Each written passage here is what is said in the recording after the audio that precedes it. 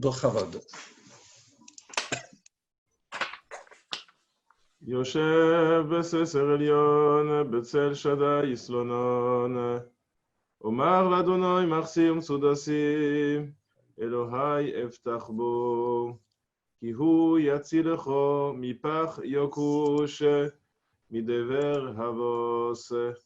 בעברוסו יוסך לך, וסחס כנופוב תכסה, צינו וסוחרו עמיתו. לא סירו מפחד אלוהים, מחץ יעוף יומם. מדבר באופל יהלוך, מכתב יושוד צרועים. יפול מצידך 1000 ורבבו מימינך, אליך לא יגוש. רק בנך סבית ושילומס רשעים תראה. כי אתו אדוני מחסי, עליון שמתו מעונך. לא שאונה אליך רום, ונגע לא יכחב באולך. כי מלאכו יצווה לך, לשמורך בכל דרכך. על כפיים ישאונך, פן תיגוף בו אבן רגליך. על שחל ופסן תדרוך, תרמוס כפיר וסנין. כביחושק ופלטהו, אסגבהו כי הודה השמים. ייקחו עיני ועיניהו, עמו אנוכי בצורו, אחלצהו ואכבדהו. אורך יומים אשביעהו, ואראהו בישוע עושים.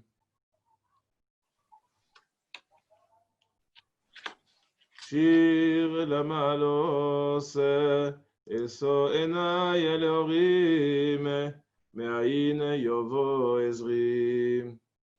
עזרי מעם אדוני, עושה שמים וארץ. אל יתן למוט רגליכם, אל ינום שומריכם. הנה לא ינום ולא יישון, שומר ישראל. אדוני שומרכם, אדוני יצילכם על יד ימינכם. יומם השמש לא יככם, ויורח בלילום. אדוני ישמורך מכל רע, ישמור אס נפשך. אדוני ישמור צאתך ובואך, מעתה ועד עולם. שיר המעלוס, ממעמקים כרוסיכו אדוני. אדוני שמעו בקולי, תהיינו אוזנךו קשובוס לכל תחנוני. אם עוונוס תשמור יום, אדוני מי יעמוד. כי מחו הסליחו, למען תבורא. כביסי אדוני כבשו נפשי, ולדברו אכלתי. נפשי לאדוני משומרים לבוקר, שומרים לבוקר. יחל ישראל אל אדוני, כי אם אדוני החסד, והרבה עמו פדוס. והוא יפדה את ישראל, מכל עוונותיו.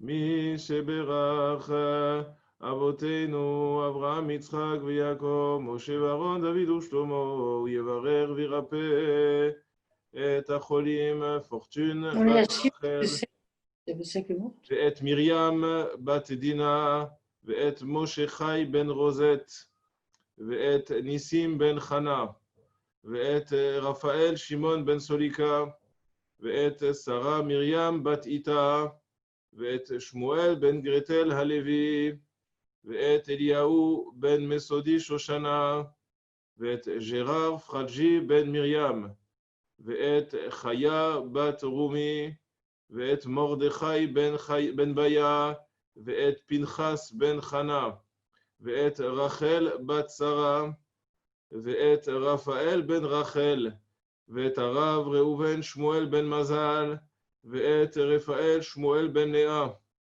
ואת שרה בת דוניז רבקה, ואת שמעון בן רבקה, ואת חזן יעקב יצחק ברוך בן אליסה אישה, ואת יהונתן בן שרה. בעבור שאנחנו מתפללים ונודרים בלי נדר צדקה עבורם בשכר זה הקדוש ברוך הוא ישלח להם מהרה רפואה שלמה בקרוב, רפואת הנפש ורפואת הגוף לכל איבריהם וגידיהם, עשתה בעגלה ובזמן קריב, ונאמר אמן. Voilà. Juste une seconde.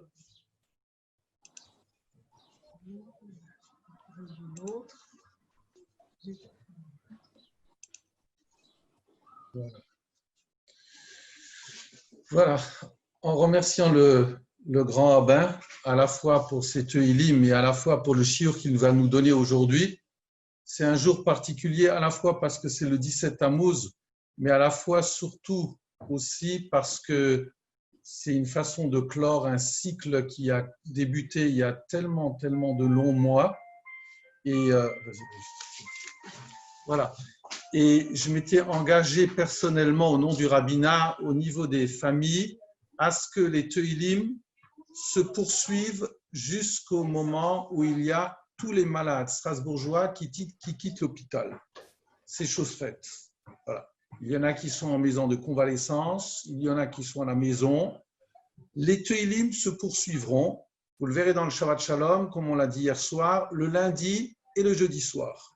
Parce que la convalescence est difficile, exigeante, et donc on voulait marquer notre sympathie au niveau des patients, des anciens patients et au niveau de leur famille. Et donc il y aura cette poursuite des Teilim suivie par un petit Dvar Torah, donc le lundi soir et le jeudi soir. De la même façon, il y aura les petits déjeuners virtuels, surtout un jour de jeûne autour donc du rabbinat. Chaque jour de la semaine, on a juste décalé d'un jour. Il n'y aura plus le dimanche matin, il y aura tous les jours de la semaine, lundi, mardi, mercredi, jeudi, vendredi. Le vendredi soir, il y aura aussi, donc demain soir, il y aura de nouveau notre rencontre pour les Teilim à 18h. Ceci, on le fera jusqu'au lendemain de Tisha B'Av et on espère qu'à ce moment-là, vraiment, l'ensemble on aura des nouvelles de tout un chacun, les meilleures nouvelles. Alors, sans plus tarder, en remerciant le grand rabbin, on voulait quelque part qu'il puisse clôturer d'une manière agréable en nous donnant des bonnes nouvelles de nos patients et on lui cède la parole avec beaucoup de plaisir. Voilà, merci beaucoup. Je vais juste vous demander, c'est possible de m'activer le partage d'écran. Oui, une seconde. Je vais chercher ma technicienne préférée. Brigitte. Un instant.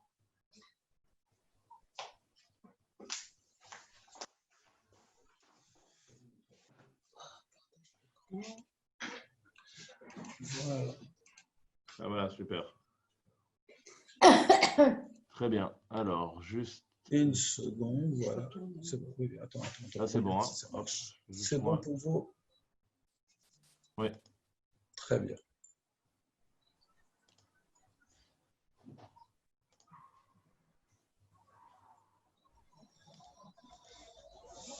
Voilà, c'est bon. Voilà, donc je vous remercie de me faire l'honneur de me donner la parole pour ce qui n'est pas vraiment en réalité la clôture de cet Teilim, puisque nous avons choisi pour garder le lien, et parce que vous avez parlé d'une convalescence qui est exigeante, de maintenir donc un rythme de 2 fois par semaine ce rendez-vous que l'on a vécu donc de manière quotidienne pendant maintenant près de 4 mois. C'était pas facile, rappelez-vous, la semaine dernière, quand on a eu cette réunion pour savoir quel était le bon rythme, mais on a souhaité, au vu quand même du succès rencontré par ce moment-là, de l'importance qu'il revêt, parce que c'est à la fois la diamant qui nous permet de nous recueillir, d'exprimer notre tefila, et en même temps, eh bien, de partager un moment d'étude. Et vous allez voir pourquoi ces deux circonstances, particulièrement en ce jour. On souhaite bien sûr une réfoua shlema à tous nos malades. On est bien sûr ravis que notre président ait pu à son tour quitter l'hôpital et donc affirmer aujourd'hui que nous n'avons plus de malades du Covid hospitalisés, en tout cas dans des hôpitaux classiques. On souhaite bien sûr à ceux qui sont encore en maison de convalescence de pouvoir très rapidement rentrer chez eux. Et puis je suis ravi d'en voir d'autres. Je vois Bialek, je suppose que Marc est avec nous. Donc je lui souhaite vraiment un grand bonjour, un grand réfoua shlema et je suis très très content qu'il puisse être parmi nous.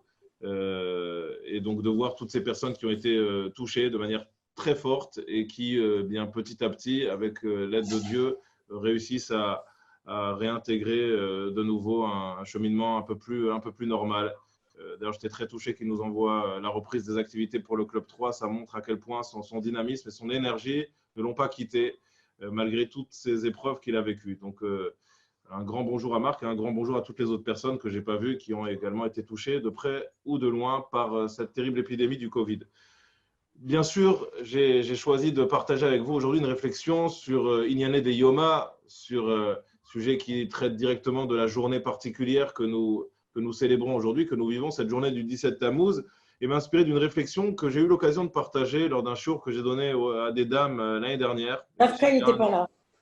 Mais qui est vraiment de circonstance, et vous allez comprendre pourquoi, à la fois bien sûr par rapport au 17 Tammuz, mais surtout par rapport à ce qu'on vient de vivre.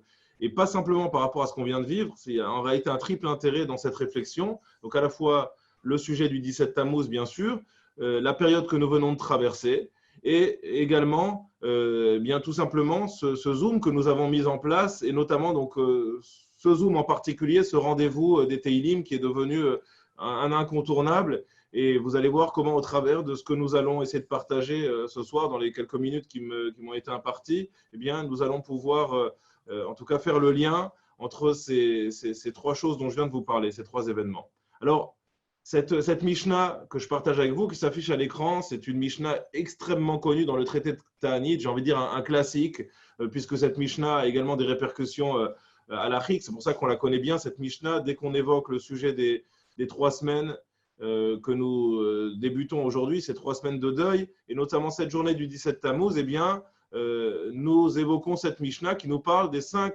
choses, des 5 événements qui ont eu lieu le jour du 17 Tammuz et que nous venons célébrer aujourd'hui. Parce que tout le monde connaît le jeûne du 17 Tammuz, tout le monde connaît le jeûne du 9 Av, mais on ne sait pas forcément ce qui s'est passé ce jour-là. Le 9 Av, je pense que tout un chacun est capable de dire sur un pied que nous célébrons malheureusement, tristement, la destruction du premier et du second temple de Jérusalem, mais il s'est passé d'autres choses ce jour-là. Et le 17 Tammuz, il s'est également passé un certain nombre d'événements que nous n'avons pas forcément tous en tête et que la Mishnah donc, vient nous rappeler. Donc je lis la Mishnah avec vous. C'est dans le dernier Pérec, le 4e chapitre du traité de Ta'anit, consacré donc aux jeunes, à la chod concernant les jeunes. Mishnah Vav, la 6e Mishnah. Chamisha Dvarim, Iru et Avotenu Beshiva Asar Betamuz. Donc il y a 5 événements qui ont frappé nos ancêtres lors du 17 Tammuz. Donc bien sûr, ce n'était pas la même journée du 17 Tammuz. Le point commun entre ces 5 événements, c'est qu'ils ont tous eu lieu le 17 Tammuz, mais bien évidemment pas de la même année. Vechamisha Betisha B'Av. Et donc on a une symétrie parfaite, c'est intéressant. Je ne pense pas qu'on aura le temps d'étudier cet aspect ce soir, mais c'est quelque chose d'assez fascinant que le Maharal de Prague, qu'on va citer ce soir, aborde dans son Sefer Netzach Israël. C'est cette symétrie, cet équilibre qui existe entre les 5 événements tragiques qui ont eu lieu au 17 Tammuz, donc lors de la journée d'inauguration de ces 3 semaines de deuil, et 5 événements qui ont eu lieu lors de la journée de clôture de ces 3 semaines de deuil, qui est la journée de Tisha B'Av. Et là, Mishnah donc, va énumérer ces différents événements. Beshiva Asar Betamuz, Nishtabru Aluchot. Donc, premier événement, le 17 Tammuz, Nishtabru Aluchot, eh bien, les tables de la loi ont été cassées. Ça se passe en 2449, comme vous le savez, c'est juste après donc, la sortie d'Égypte, le don de la Torah. Moshe Rabbeinu, donc, qui va monter sur le Har Sinaï pour bien récupérer ces louchot, étudier en même temps, recevoir toute la Torah orale et pouvoir la transmettre. Et comme vous le savez, il y a cette erreur de calcul et ce Yetzer Hara, cette espèce d'enchaînement d'événements ici particulièrement tragiques qui vont amener malheureusement le Klal Israël à prendre la mauvaise décision et a demandé à Aaron de lui fabriquer un veau d'or. Et lorsque Moshe donc redescend de la montagne et qu'il assiste à cette scène, eh bien, de sa propre initiative, il décide de briser les tables de la loi, les louchot, chose pour laquelle d'ailleurs, et j'en dirai un mot, même si ce n'est pas le sujet de ce soir, eh bien, il est félicité par Dieu. Bouta la Tamid. Donc, deuxième événement, Bouta la Tamid, l'annulation du Korban Tamid. Le Korban Tamid, le sacrifice permanent, c'est ce sacrifice que les Kohanim donc apportaient 2 fois par jour au Beth Amikdash, au temple, une fois le matin et une fois le soir. C'était un Korban Ola donc, qui était entièrement brûlé et qui était donc par définition un Korban collectif qui avait pour but donc d'expier les fautes du peuple. Et ce Korban Tamid était un rendez-vous incontournable à tel point que même le jour de Yom Kippour, eh bien, nous apportions ce Korban, donc que ce soit un jour de fête, un jour de Shabbat, et même le jour de Yom Kippour, qui est le jour le plus sacré de l'année, eh bien, ce Korban était apporté, était sacrifié au temple. Eh bien, nous dit la Mishnah, Bouta la Tamid, c'est un 17 Tammuz, et je donnerai quelques explications dans un instant. C'est un 17 Tammuz que Bouta la Tamid, qu'on a cessé d'apporter le Korban Tamid au temple. Ve'uvkea Haïr, troisième événement. Uvkea Haïr, les premières brèches ont été faites dans les murailles de Jérusalem, et donc c'est en quelque sorte le début de la fin, ce qui va, en tout cas ce qui a amené par la suite, bien sûr, le temple à être détruit. Uvkea Haïr, donc là aussi, je resituerai un petit peu dans le temps chronologiquement cet épisode qui est cité ici par la Mishnah, qui ne donne pas plus de détails. Saraf apostemos et Torah, quatrième événement qui est rapporté par la Mishnah. Saraf apostemos et Torah, c'est le brûlement de la Torah. Et là aussi, c'est pas très détaillé par la Mishnah, mais donc en tout cas, la Torah a été brûlée. On va voir exactement de quoi il s'agit par apostemos ce jour-là, donc un jour particulièrement triste puisque on a touché à notre héritage, à ce qu'on a de plus sacré, et on l'a livré en pâture aux flammes, vraiment devant l'impuissance totale du peuple juif. Et enfin, dernier événement qui est rapporté, qui est cité par la Mishnah, Hemid Tselem Baïchal. Donc on a l'impression que Hemid Tselem Baïchal se rapporte directement à Apostemos, la personne qui a été citée juste avant. Le même Apostemos qui a brûlé la Torah a également, Hemid Tselem Baïchal, décidé de placer une statue d'idolâtrie dans le Echal, donc sur l'esplanade du Beth Amikdash du temple.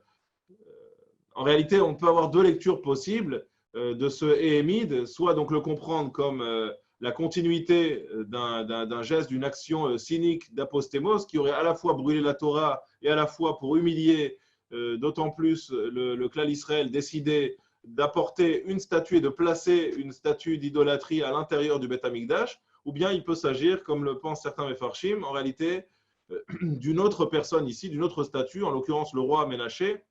Et donc, il ne faudrait pas lire ici Ehemid Tselem Baïchal, mais Hu Amad Tselem Baïchal, ponctué différemment en disant une statue a été placée. Non pas que Apostemos a brûlé la Torah et a placé une statue, et Ehemid, que c'est lui-même qui a placé la statue, mais que Hu Amad Tselem Baïchal, une statue, peut-être à une autre époque, a été placée en cette journée du 17 Tammuz à l'intérieur du Echal. Alors, j'ai rapporté donc 2 commentateurs principaux de la Mishnah qui sont le Barthénoura et qui sont le Tiferet Israël. Je regarde rapidement avec vous ce que nous disent le Barthénoura et le Tiferet Israël. Alors, le Barthénoura intervient sur la date du 17 Tammuz, durant laquelle donc, les louchot ont été cassés par Moshe Rabbeinu. Et le Barthénoura donc, nous explique comment est-ce qu'on fait ce calcul. Bevav Besivan, c'est intéressant quand même de le voir rapidement. Le 6 Sivan, donc c'est le jour de Shavuot, c'est le jour où la Torah a été donnée. Donc, Nitnu Aseret Adibrot, c'est le jour où les 10 commandements ont été donnés donc par Dieu directement au peuple. Ubeshiva Be'ashkama, Allah Lekabel et Shara Torah. Et c'est le 7 au matin, donc le lendemain, que Moshe Rabbeinu est monté sur le Har Sinaï pour recevoir le reste de la Torah, donc tout l'ensemble de la Torah orale. Et Shah Hacham, même Yom, et il est resté sur place, donc en haut du Har Sinaï, de la montagne, 40 jours. Donc, Nimtseu Kalim Beyudzain Betamuz, et donc on voit bien que ces 40 jours se terminent le 17 Tammuz. Ukche Yarat, Shavar et Aluchot, donc c'est implacable comme démonstration. Lorsqu'il est descendu au terme de ces 40 jours, le 17 Tammuz, il a trouvé le peuple en train de s'adonner à des danses et donc d'autres festivités autour du Egel Hazav, du veau d'or, et il a décidé de sa propre initiative de briser ces tables de la loi. Ubuta la Tamid, nous dit le Barthénoura, c'est le jour, donc le 17 Tammuz, comme nous l'avons vu dans la Mishnah, où le Korban Tamid, ce sacrifice que l'on apportait quotidiennement le matin et en fin d'après-midi au temple, a cessé d'être apporté. Chez le Barthénoura nous en livre la raison, en tout cas une des raisons. On verra chez Lo Ayasham Kvasim Lakri, parce que tout simplement, il n'y avait plus de marchandises, il n'y avait plus de moutons. Sheba Aïr Bematzor, parce que lorsque la ville donc, a été assiégée, eh bien, on avait des difficultés à s'approvisionner en animaux. Et donc, qui dit plus de moutons, dit plus de sacrifices. Et plus de sacrifices, retenez bien cette notion de sacrifice d'une manière générale et pas simplement de tamid, parce que c'est l'une des questions que l'on va poser, l'une des réflexions en tout cas qu'on se doit d'avoir ce soir par rapport donc à cette cessation des sacrifices liés a priori, donc comme nous le dit le Barthénoura, à un problème d'approvisionnement.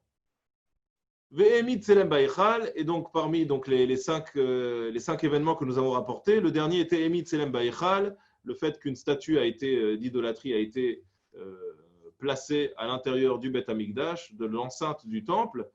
Pligeba Amora et Birushalmi, le Rav Ovadia de Barthénoura nous explique qu'il y a une discussion, une controverse dans le Talmud de Jérusalem entre les Amoraïm. Chadamar Tselem Shel Menaché, l'un dit qu'il s'agissait d'une idole du roi Ménaché, qui était un roi particulièrement de rachat, que l'on considère comme un impie. Ou Babaït Rishon, Maïré, donc si c'est le cas, s'il s'agit effectivement d'une idole apportée par Ménaché, eh bien cet événement est à situer à l'époque du premier temple.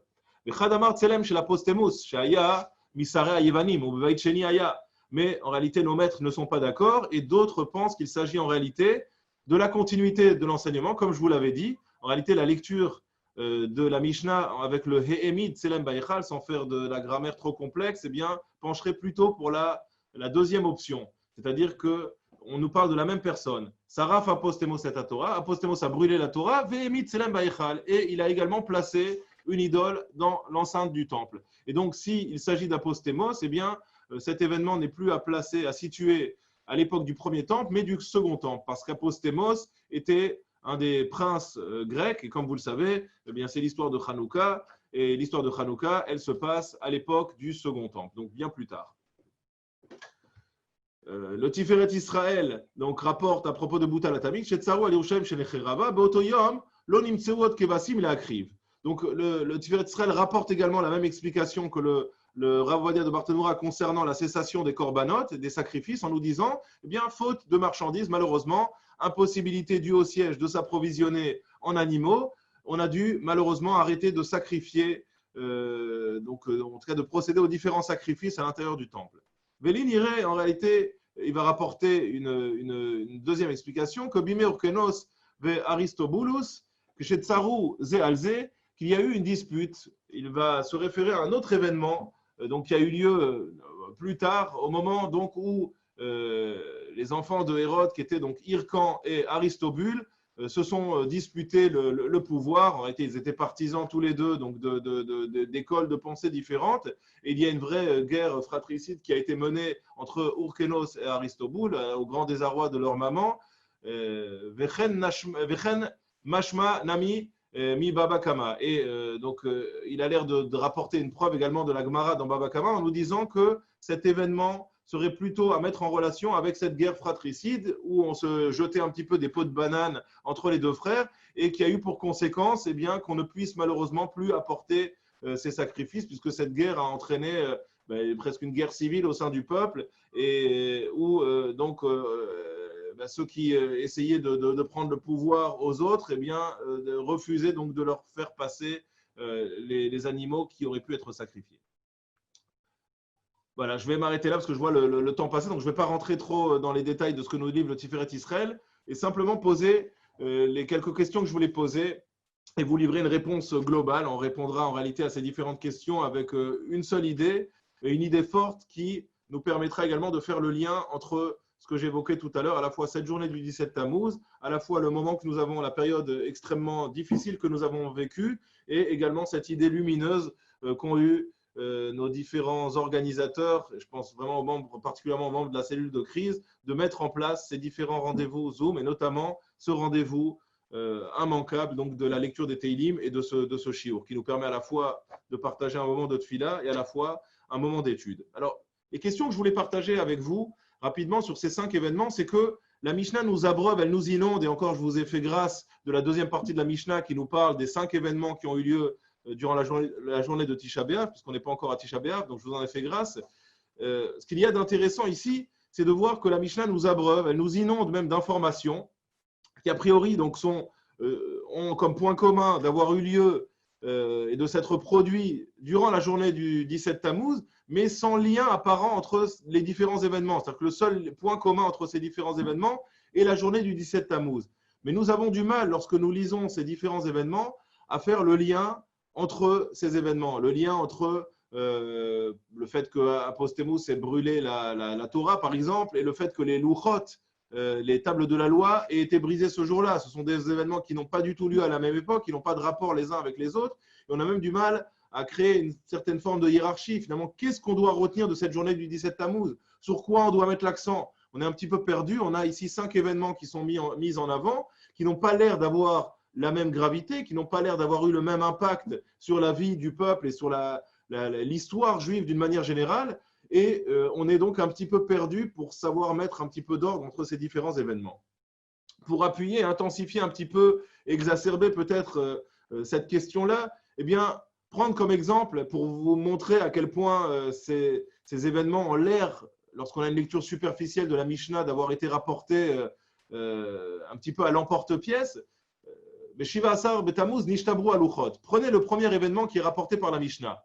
Alors, lorsqu'on lit, on ne fait pas forcément attention à cela. Ce n'est pas un détail qui va forcément marquer le lecteur, mais il suffit d'avoir une analyse un petit peu plus fine pour se rendre compte ici d'un problème, en tout cas d'un détail qui a tout son sens. C'est que ce qu'on vient mettre en avant ici, c'est Nishtabru Aluchot, c'est le fait que les Luchot, les tables de la loi, aient été brisées.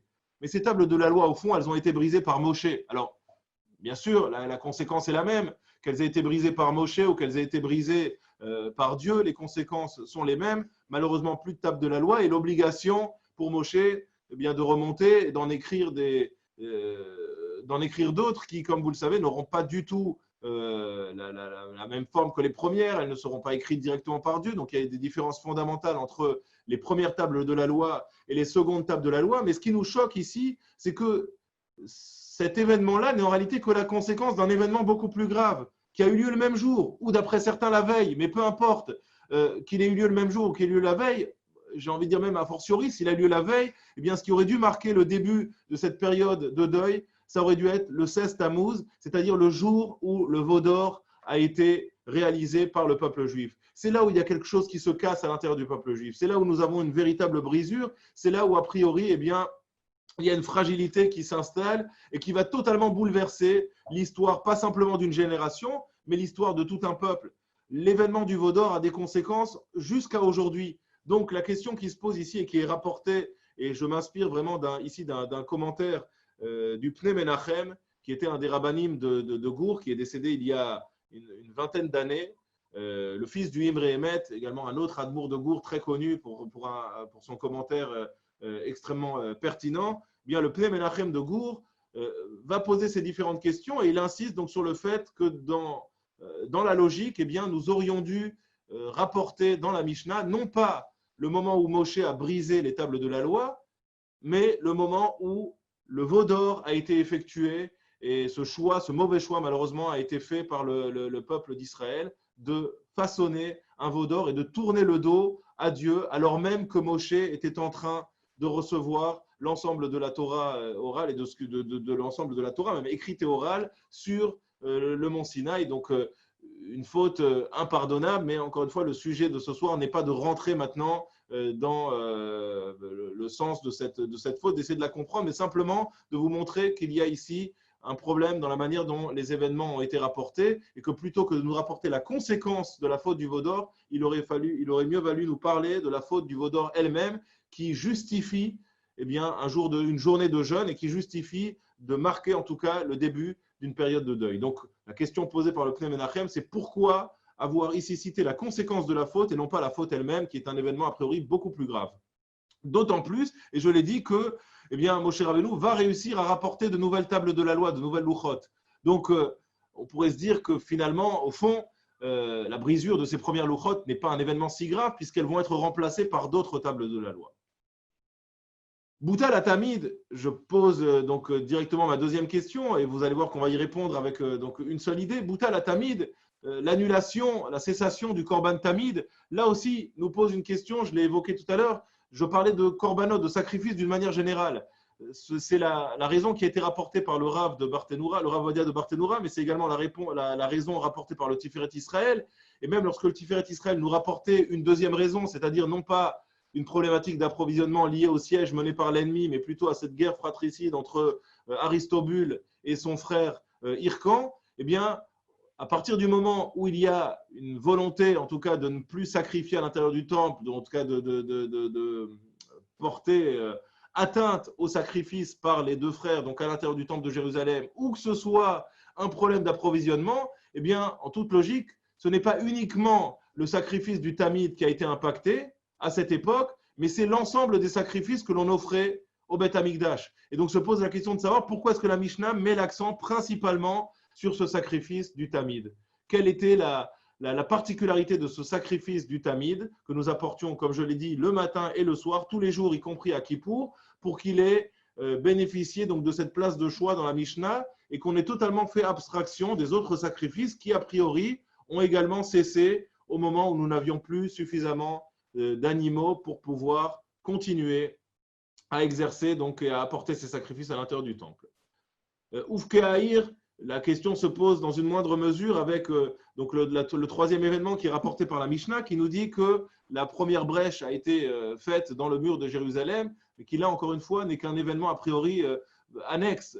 Parce que les murailles, à ce moment-là, au moment où l'on fait la première brèche, eh bien, ces murailles sont encore j'ai envie de dire, quasi intactes, elles sont encore debout, elles protègent encore la ville de Jérusalem à ce moment-là. Et donc, est-ce qu'on peut placer cet événement-là sur le même pied d'égalité que la brisure des louchot, que l'annulation, la cessation des korbanot, qui était quelque chose de vraiment de fondamental, à propos duquel la Mishnah dans les Pirkei Avot nous dit qu'elle est l'un des trois piliers sur lesquels repose la Torah?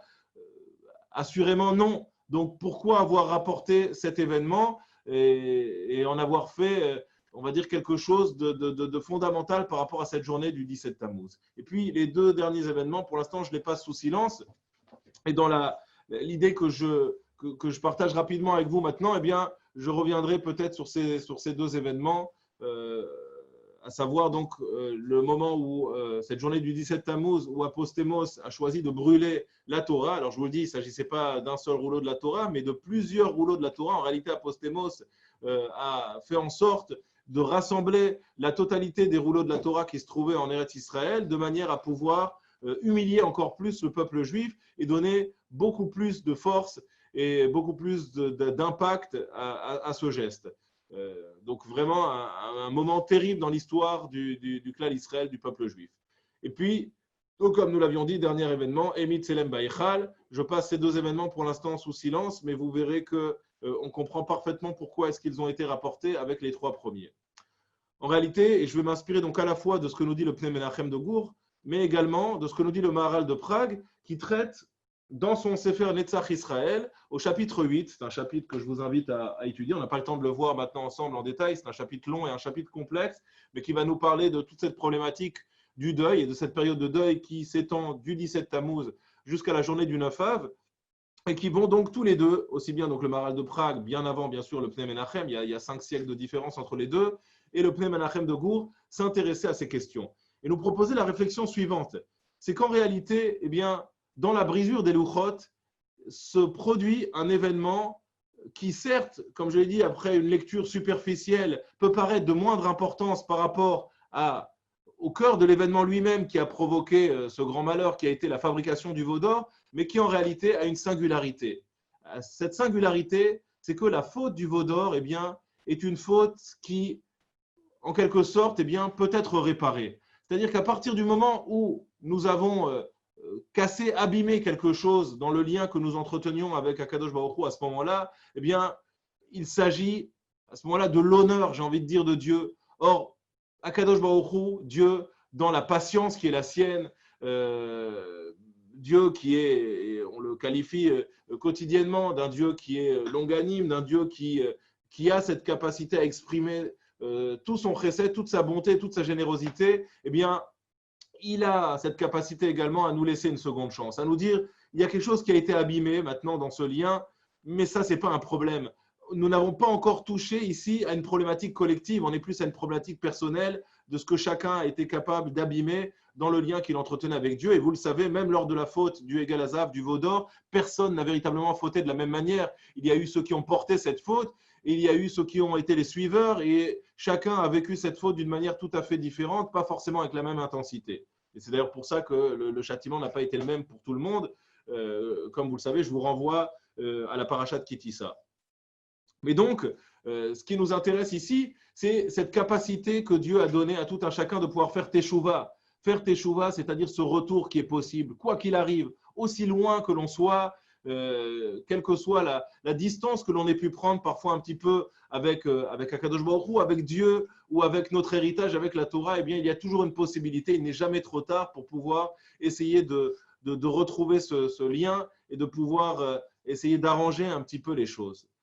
Lorsque Moshe Rabbeinu va décider de briser les louchot et qu'il le fait de sa propre initiative, mais tout simplement, malheureusement, je n'ai pas le temps de rentrer dans les détails parce que ce n'est pas le sujet de ce soir, la brisure des louchot, mais il le fait parce qu'il a compris qu'il n'a pas le choix, parce qu'il a compris qu'il doit créer un électrochoc au sein du clan Israël et que sans briser les louchot, eh bien, malheureusement, il n'arrivera pas à créer une prise de conscience au sein du peuple. Eh bien, Moshe Rabbeinu va malgré lui, j'ai envie de dire, casser quelque chose qui, malheureusement, ne pourra pas être réparé. Contrairement à la faute du veau d'or, le moment où l'on va briser ces louchot, eh bien, il y a quelque chose de singulier à ce moment-là. Il y a une cassure, une brisure nette qui se fait et qui, malheureusement, elle, ne pourra pas être réparée. C'est ce que nous dit le Pnei Menachem, c'est ce que va développer le Maharal de Prague, où nous dit qu'il y a un changement d'attitude ici de la part de Dieu. C'est-à-dire que l'absence de cette Torah, de ces louchot qui contenaient la Torah, qui contenaient ce message, ne serait-ce que quelques jours jusqu'à ce que l'on puisse récupérer de nouveau les secondes louchot qui, et je l'ai dit tout à l'heure, eh bien, n'auront pas la même identité que ces premières louchot, même si elles seront très proches, qu'elles contiennent le même texte, mais pour autant, eh bien, elles ne sont plus les louchot écrites par Dieu, eh bien, à ce moment-là va se briser quelque chose dans le rapport que nous entretenons avec Dieu et dans la hanaga, c'est-à-dire l'attitude qui était celle de Dieu avec nous, qui était une attitude qui était basée uniquement sur le chesed, uniquement sur la bonté. Et c'est comme si, en quelque sorte, eh bien, Dieu nous invitait à ce moment-là à nous prendre en main. Non pas qu'il nous abandonne, chas v'shalom, et on est là au contraire pour un message d'espoir ce soir, mais qui nous disent, eh bien, à partir de maintenant, tu vas apprendre à te prendre en main. Je t'ai accompagné jusqu'à présent, j'ai eu cette attitude qui était basée justement uniquement sur le chesed et qui par ce lien permanent qui existait au travers notamment des premières louchot qui ont été écrites de ma main, eh bien, existait, eh bien, malheureusement, il s'est passé quelque chose maintenant qui, lui, va pouvoir être réparé, on l'a dit, dans la possibilité que nous avons de faire tchouva, ça c'est la faute du veau d'or, mais le moment où Moshe Rabbeinu va briser les louchot, et c'était essentiel, d'ailleurs Dieu ne va pas revenir sur ce geste, on l'a dit, il va au contraire l'entériner, il va lui dire Ishar Kochacha, il va lui dire félicitations parce que c'était le prix à payer, malheureusement.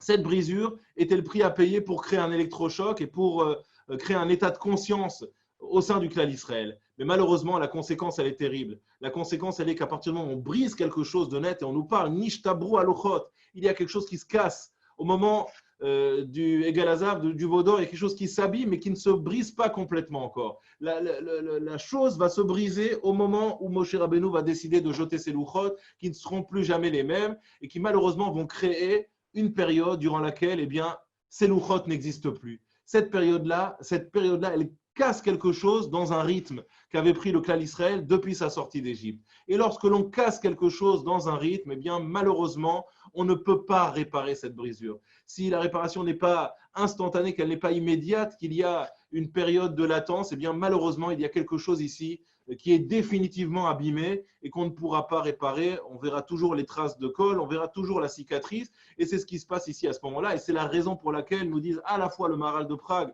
et à la fois le Pnei Menachem qui développe cette idée. Malheureusement, je n'ai pas le temps de rentrer dans les détails parce qu'il est déjà tard, je dois presque conclure, mais c'est à ce moment-là qu'il va se passer quelque chose ici, qu'il ne sera plus de nature à être réparé de la même manière et c'est pour cela qu'on a choisi dans la Mishnah de nous parler de la brisure des louchot et non pas du Egel Hazav. Parce que ça peut paraître moins grave, ça peut ne nous paraître à nous que comme la conséquence de quelque chose de beaucoup plus grave qui a été la fabrication du Egel Hazav, du veau d'or, mais pourtant, eh bien, la singularité ici de cette brisure qui casse quelque chose dans le rapport que nous entretenions avec Dieu et qui va le casser d'une manière nette, eh bien, cette brisure-là est beaucoup plus grave en réalité que la faute du Egel Hazav en elle-même. Ou Bouta la Tamid, pareil, je vous ai dit qu'on pouvait répondre avec une seule idée. Bouta la Tamid, pourquoi avoir fait abstraction des autres sacrifices qui, a priori, si l'on suit la logique du Barthénoura, ont également cessé ce jour-là?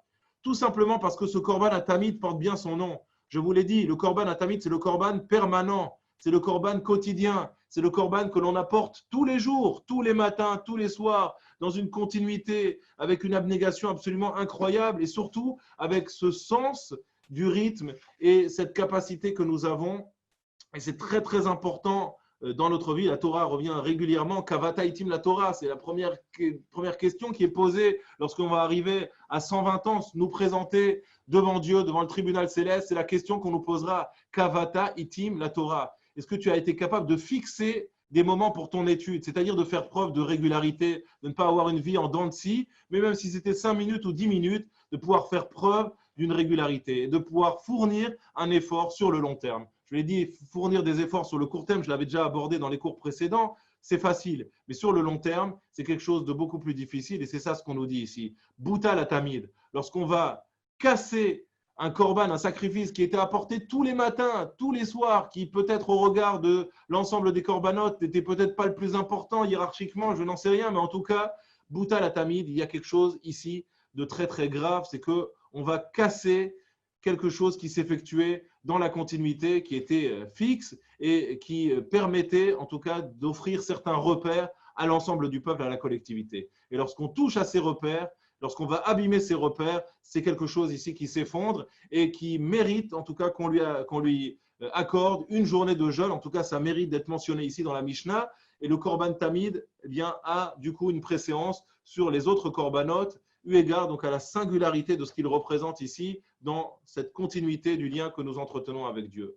Ouf Kehaïr, c'est la même chose. La brèche qui est faite dans la muraille. Certes, la muraille est encore debout à ce moment-là, mais à partir du moment où il y a une brèche, eh bien, c'est terminé. On laisse, c'est la porte ouverte à toutes les aspérités, malheureusement, qui vont pouvoir s'engouffrer à l'intérieur de cette brèche.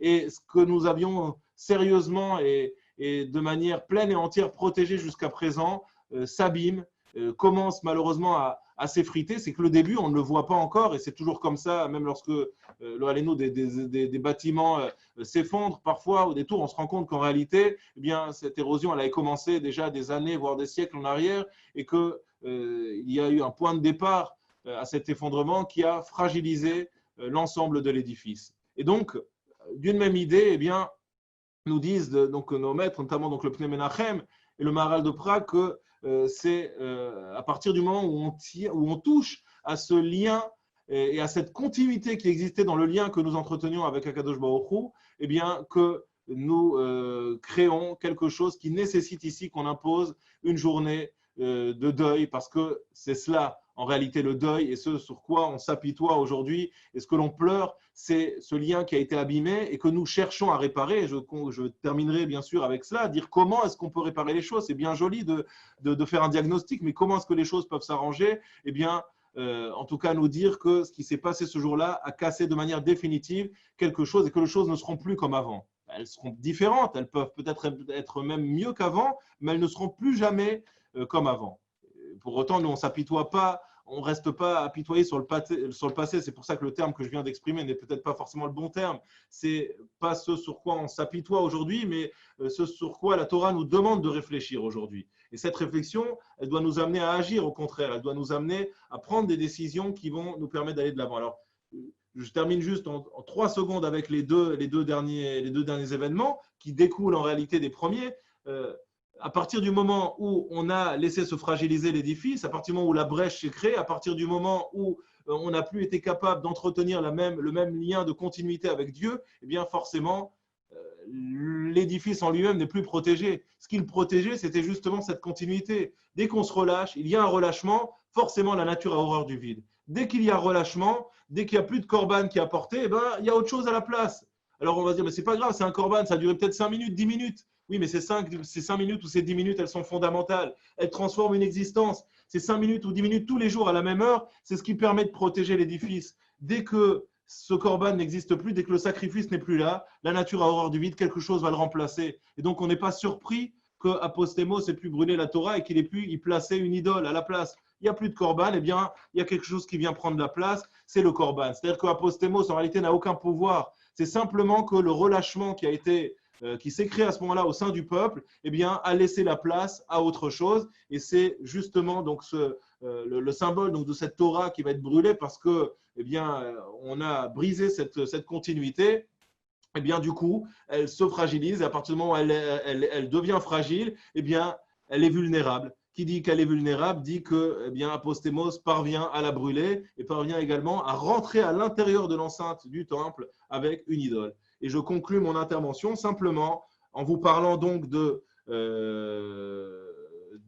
la manière dont cette réflexion que nous avons aujourd'hui sur cette journée du 17 Tammuz doit nous amener à agir et nous amener à comprendre quels sont les moyens qui vont nous permettre de recréer ce lien, je l'ai dit, qui a été abîmé définitivement, mais pour repartir sur un bon pied et créer quelque chose qui ne sera plus comme avant, mais peut-être mieux qu'avant encore. Donc on ne doit pas rester avec ce goût amer de se dire que c'était mieux avant, cette nostalgie de se dire finalement avant ces premiers événements du 17 Tammuz, la vie était belle, maintenant le rapport que nous entretenons avec Dieu a changé, il n'est plus le même. Oui, il n'est plus le même, certes, il n'est plus le même, mais il peut être d'autant plus fort, il peut être d'autant plus puissant, et au contraire, le défi qui nous attend est d'autant plus exaltant. Et la réponse, eh bien, elle se trouve dans la réflexion que nous avons eue, c'est-à-dire que si nous avons brisé ce jour-là, cette journée du 17 Tammuz, à des époques différentes, eh bien, cette continuité qui existait, cette kviout, c'est-à-dire savoir avoir des moments fixes, savoir placer un cadre dans notre vie, des jalons, savoir avoir des repères et pouvoir se rattacher à ces repères, eh bien, à nous justement de replacer ces repères, à nous de remettre en place ces différents jalons, à nous de faire en sorte que cette continuité puisse devenir une nouvelle réalité dans notre vie quotidienne. Et je vous parlais de ce que nous avons vécu, et faire le lien entre le 17 Tammuz, ce que nous avons vécu et ce que nous avons mis en place, eh bien, ça s'inscrit parfaitement dans cette journée du 17 Tammuz. Parce que tout ce qui a été fait justement pour instaurer de nouveau une continuité. Malheureusement, ce que nous avons vécu d'une manière terrible, eh bien, aurait pu amener les gens à avoir un lien encore plus distendu à la fois entre eux et à la fois avec Dieu. Le fait de ne plus avoir d'office, le fait de ne plus avoir de vie communautaire, eh bien, ça impacte encore plus le lien parfois déjà fébrile que nous entretenions avant avec nos institutions ou nous-mêmes les uns avec les autres. Or, la réaction de la communauté a été extraordinaire. Ça a été justement de comprendre qu'il y avait peut-être ici un message et qu'on nous invitait par ce qui aurait pu pousser certains par leur Yetzirara justement à totalement baisser les bras, eh bien à nous dire non, au contraire, nous allons faire en sorte que ce lien soit encore plus fort que celui qui existait du temps où nous pouvions nous rendre physiquement et en présentiel dans les synagogues et aux différentes activités. Et nous allons mettre en place un certain nombre d'activités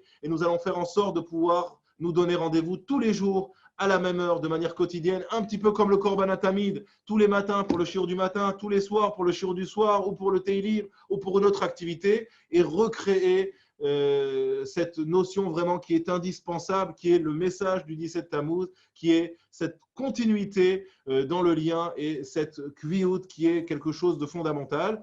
J'ai en tout cas le sentiment, je pense qu'il est partagé par la plupart d'entre vous, que nous avons réussi à créer quelque chose durant cette période et c'est également la raison pour laquelle nous ne souhaitions pas arrêter totalement du jour au lendemain ces différents rendez-vous Zoom, même si maintenant, grâce à Dieu, nous avons la possibilité de nouveau, en tout cas pour une grande partie des activités, de nous retrouver en présentiel. Mais cette kviout que nous avons mis en place, ces rendez-vous à heure fixe, eh bien, ont été extrêmement bénéfiques et c'est pourquoi je vous invite à poursuivre ces rendez-vous durant tout l'été. En tout cas, au moins jusqu'à Tisha B'Av dans un premier temps, avec donc rendez-vous le lundi et le jeudi la semaine prochaine. Donc ce sera le rabbin Leström à 18h. On garde la même heure et on garde le même format lundi, jeudi et également dans le même idée, dans le même esprit de continuité. Eh bien, continuez au moins jusqu'à Tisha B'Av. Notre rendez-vous quotidien, le petit déjeuner des rabbins le matin à 10h. Demain matin, c'est votre serviteur donc qui donnera cours sur les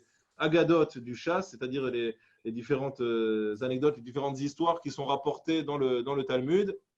Et nous nous retrouverons donc jusqu'à Tisha B'Av tous les matins avec les différents intervenants. Et un très très grand merci, même s'il déteste être remercié, à notre ami et mon cher collègue, le rabbin Spingarn, qui a chapeauté tout cela pendant toutes ces semaines. Merci beaucoup. Voilà, ça c'est une conclusion qui me coupe tout de suite la voix. V-O-I-E, V-O-I-X. Voilà. Merci beaucoup en tout cas pour cette apparente conclusion. Je vous dirais très franchement qu'on aurait bien aimé vous entendre encore parler de ce Pnei Menachem et peut-être pour Tisha B'Av, la suite. En tout Oui, cas, en merci réalité, beaucoup.